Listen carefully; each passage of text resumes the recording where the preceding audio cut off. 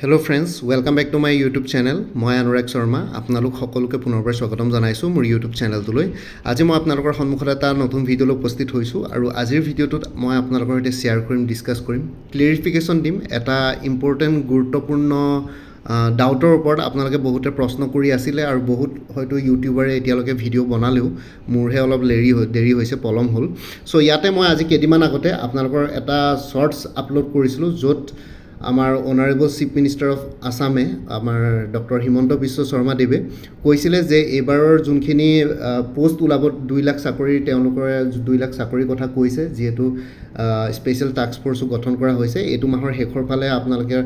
Special task ফ'ৰ্চে report submit কৰিব under the chairmanship of chief secretary of Assam. ঠিক আছে, চ' তাতে 2 লাখ চাকৰি তেওঁ কৈছিল যে এইবাৰ নন টেকনিকেলৰ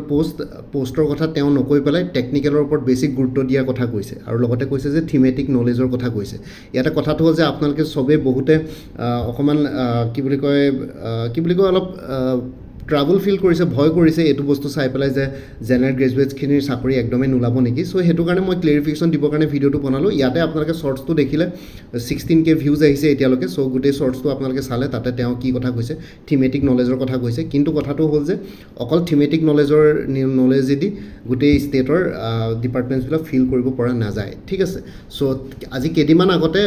যোনখিনি আপোনালোকৰ ভেকেঞ্চিৰ কথা কৈছিলে 2 লাখ, সেইখিনিৰ ওপৰত অকণমান চাই লওঁ, তাৰপিছত আপোনালোকৰ মই ডাউটটো ক্লিয়াৰ কৰি আছোঁ। আৰু তাৰ আগতে মই আপোনালোকৰ কথা কৈ দিছোঁ, আপোনালোকে যদি আপকামিং এক্সামছবিলাকৰ কাৰণে প্ৰিপেৰেশ্যন কৰি আছে, তেতিয়াহ'লে কিছুমান কোৰ্চ মেটেৰিয়েলছ এভেইলেবল আছে PDF ফৰ্মেটত, MCQs ফৰ্মেটত, আৰু যোনখিনি মেথছ এপ্টিটিউড ৰিজনিং লাগে সেইখিনিৰ কাৰণে step by step explanation formula গোটেইখিনি পাই যাব। So' Assam forest ranger soil conservation ranger পৰীক্ষা আহি আছে, এইটো মাহৰ শেষৰ পৰা ছেপ্টেম্বৰলৈকে আছে। চ' ইয়াৰে কোৰ্চ মেটেৰিয়েলছ এভেইলেবল আছে ইংলিছ আৰু জেনেৰেল নলেজৰ ওপৰত 350। APSC JDO ৰিচাৰ্চ এছিষ্টেণ্টৰ পৰীক্ষা নেক্সট ছানডে আছে, তাৰ কাৰণে কোৰ্চ মেটেৰিয়েলছ এভেইলেবল আছে 300ত। আছাম হোমগাৰ্ড ছাৰ্ভিচৰ কোৰ্চ মেটেৰিয়েলছ এভেইলেবল আছে 275ত। DSS DME grade 3 non technical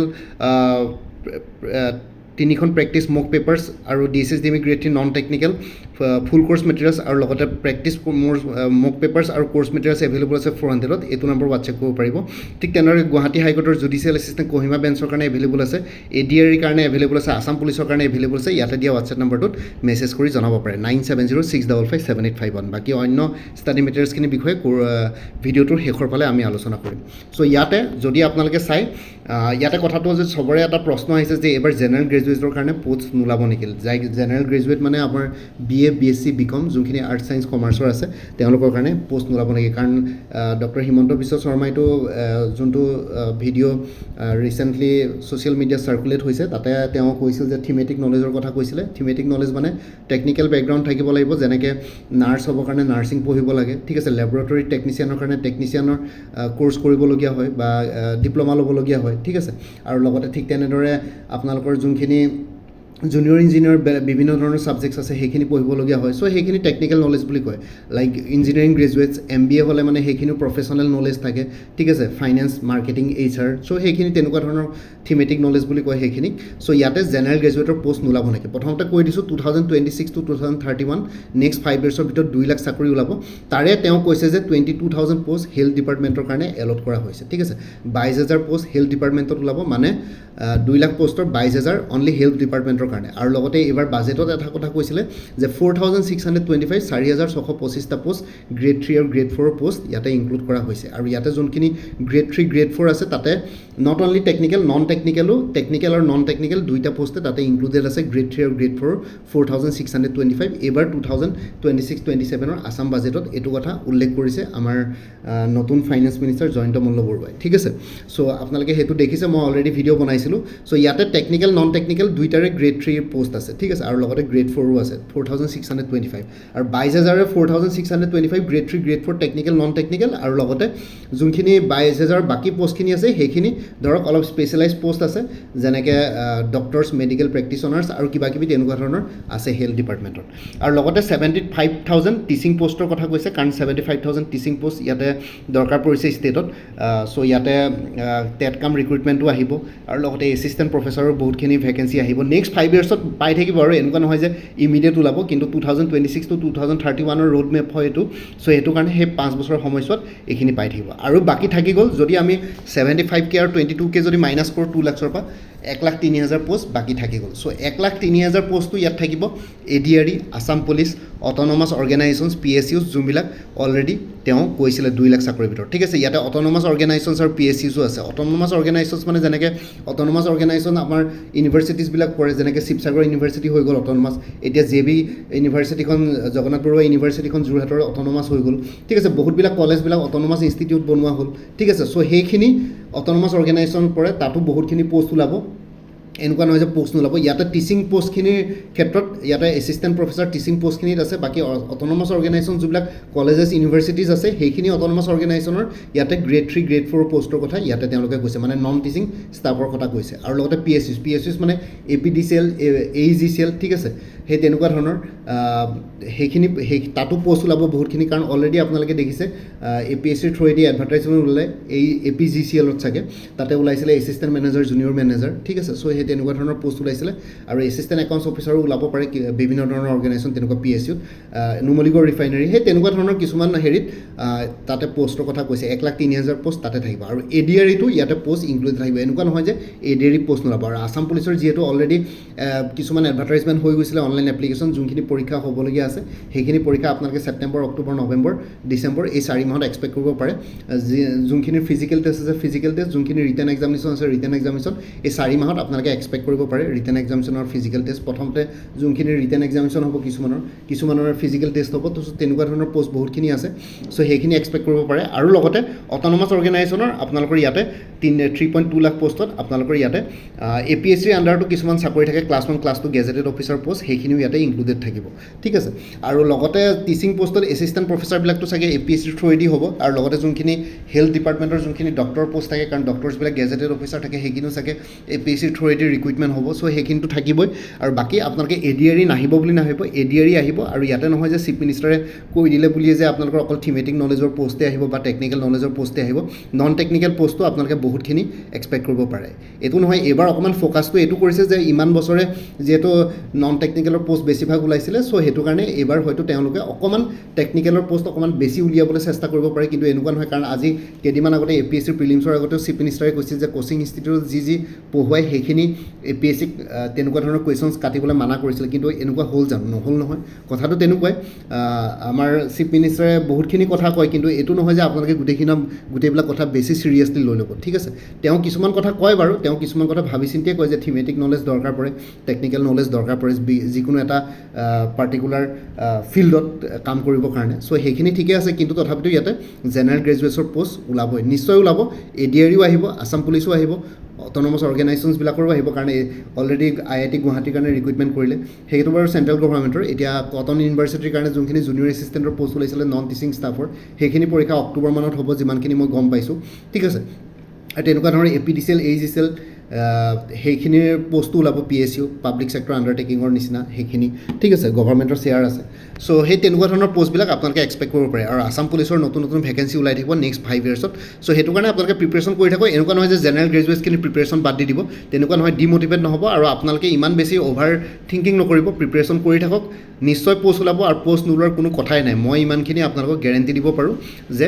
general গ্ৰেজুৱেটৰ post ওলাব যিসকল অনলি BA BSc বা BCom কৰি থৈছে তেওঁলোকে নিৰাশা হোৱাৰ ইয়াতে কোনো প্ৰয়োজন নাই ঠিক আছে চ' জেনেৰেল গ্ৰেজুৱেটছৰ পোষ্ট আহিব আৰু লগতে আপোনালোকে জানে যে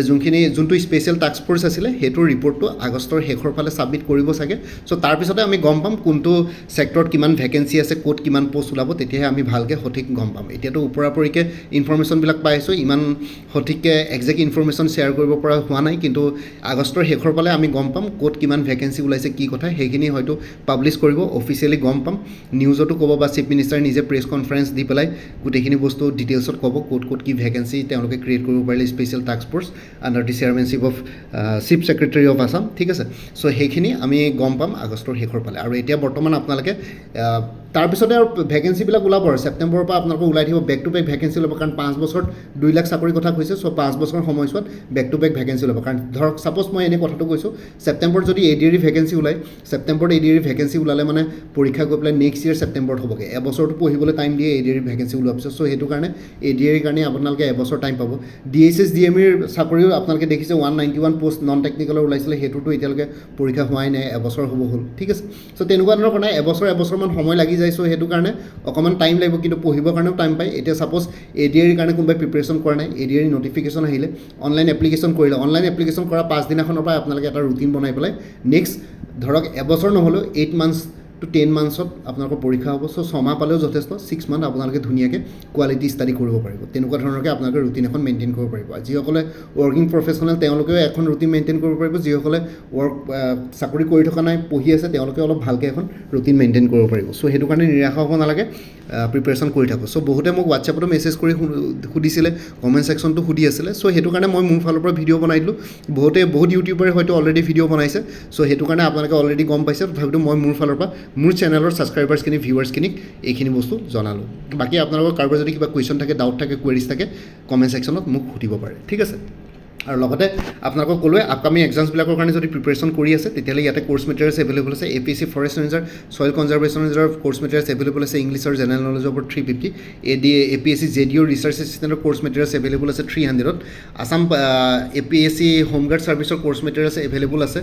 আপোনালোকৰ পেপাৰ 1 পেপাৰ 2 275 পিছত এইটো নম্বৰ হোৱাটছএপ কৰিব পাৰিব 9706557851 DSS DME গ্ৰেড 3 নন টেকনিকেলৰ 3খন practice mock papers available with উইথ এনচাৰ 75 পিছত DSS DME গ্ৰেড 3 নন টেকনিকেলৰ কোৰ্চ মেটেৰিয়েলছ এভেইলেবল আছে 350 DSS DME গ্ৰেড 3 নন টেকনিকেলৰ full course plus practice mock papers available আছে 400 এইটো নম্বৰ হোৱাটছএপ কৰিব পাৰিব 9706557851 গুৱাহাটী হাইকোৰ্টৰ মাল্টিটাস্কিং ষ্টাফৰ কাৰণে কোৰ্চ মেটেৰিয়েলছ এভেইলেবল আছে 325 গুৱাহাটী হাইকোৰ্ট ছফিয়াৰ মানে ড্ৰাইভাৰৰ কাৰণে কোৰ্চ মেটেৰিয়েলছ এভেইলেবল আছে 250 গুৱাহাটী হাইকোৰ্ট জুডিচিয়েল এছিষ্টেণ্টৰ কোৰ্চ মেটেৰিয়েলছ এভেইলেবল আছে কহিমা বেঞ্চৰ কাৰণে 250 এইটো নম্বৰ হোৱাটছএপ কৰিব পাৰিব 9706557851 ADR 3.0 কোৰ্চ মেটেৰিয়েলছ এভেইলেবল আছে 300 Assam police sub inspector assistant jailer forester constable grade 4 অন্যান্য পোষ্টসমূহৰ কাৰণে কোৰ্চ মেটেৰিয়েলছ এভেইলেবল আছে 300 BTC ফৰেষ্টাৰ আৰু ফৰেষ্ট গাৰ্ডৰ কোৰ্চ মেটেৰিয়েলছ এভেইলেবল আছে 275 আছাম কম্পিটিটিভ এক্সাম বুলি এটা কোৰ্চ মেটেৰিয়েলছ এভেইলেবল আছে 400 ইয়াতে অসমৰ যিকোনো কম্পিটিটিভ এক্সামছৰ কাৰণে ষ্টাডি মেটেৰিয়েলছ পাই যাব লগতে বহুতখিনি প্ৰিভিয়াছ ইয়াৰ কুৱেশ্যন পেপাৰ্ছো এভেইলেবল আছে 35খন মান বিভিন্ন ধৰণৰ কম্পিটিটিভ এক্সামছৰ ADR Assam police DSS DME Guwahati high court APSC departmental exams গোটেইখিনি ষ্টাডি মেটেৰিয়েলছ ইয়াতে পাই যাব এইটো নম্বৰ হোৱাটছএপ কৰিব পাৰিব 9706557851 কাৰেণ্ট এফেয়াৰ্ছ 2025-26 আৰু exam oriented maths aptitude reasoning with step by step explanation formula এনে কোৰ্চবিলাকত ইনক্লুডেড আছে কোনোবাই যদি বেলেগকৈ ল'ব বিচাৰে 100 ৰুপিছত এভেইলেবল আছে এইটো নম্বৰত হোৱাটছএপ কৰি জনাব পাৰে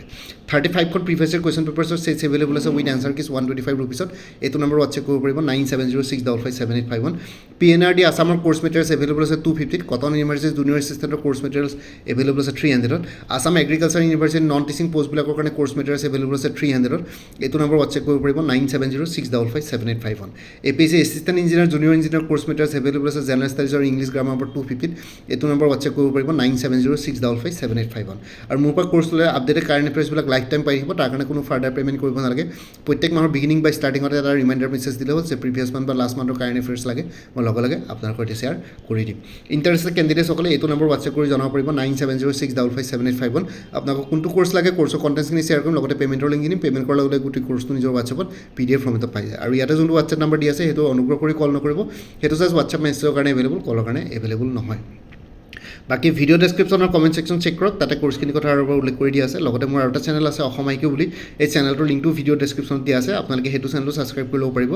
সতে ভৱিষ্যতলৈ এনেকুৱা ধৰণৰ কম্পিটিটিভ এক্সামছবিলাক দিয়াৰ ক্ষেত্ৰত আৰু অলপ এক্সট্ৰা গাইডেঞ্চ পাই যায় বাকি মোৰ ভিডিঅ'ছবোৰ চাই যদি ভাল পায় মোৰ চেনেলটো ছাবস্ক্ৰাইব কৰি ল'ব আৰু লগতে আপোনালোকৰ যিমানখিনি ফেমিলি ফ্ৰেণ্ডছ ৰিলেটিভছ আৰু চিনাকি এক্সপিৰিয়েঞ্চ আছে তেওঁলোকৰ লগত মোৰ চেনেলটো শ্বেয়াৰ কৰিব লগতে কমেণ্ট ছেকশ্যনত জনাব কিবা যদি কুৱেশ্যন থাকে ডাউট থাকে মই নিশ্চয় আপোনালোকৰ কুৱেশ্যনছ আৰু ডাউটছবিলাকৰ ৰিপ্লাই দিবলৈ চেষ্টা কৰিম বাকি আজিৰ ভিডিঅ'টো ইমানতে সমাপ্ত কৰি আপোনালোক সকলোৰে পৰা বিদায় ল'লোঁ কাইলৈ পুনৰ এটা নতুন ভিডিঅ'লৈ আপোনালোকৰ সন্মুখত উপস্থিত হ'ম তেতিয়ালৈকে ভালকৈ প্ৰিপেৰেশ্যন কৰি থাকক সকলোৱে অল দি বেষ্ট থাকিলে bye take care friends Bharat মাতা কি জয় জয় আই অসম